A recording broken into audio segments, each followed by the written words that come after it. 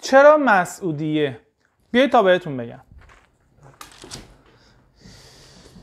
طبق گفته قدیمی ترها، اولا که قدمت محله ما مسعودیه از سال 54 و 5 تو این سال هاست که اینجا زمین های کشاورزی مسکرآباد بوده و همونطوری که میدونید مسکرآباد هولوش بیش از 300 سال قدمت داره و ساخت و سازهایی که صورت گرفته از 55 56 بوده. زمین های کشاورزی یا همین زمین های بایری که برای مسکرآباد بوده و الان شده مسعودیه، قبلا برای شخصی بود به اسم محمد علی وثوق‌الدوله.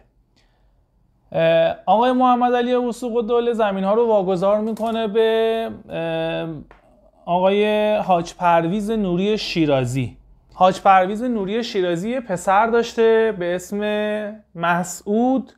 خب قاعدتاً اسم پسرش رو میذاره و میشه مسعودیه. ممنون که ما رو نگاه میکنید.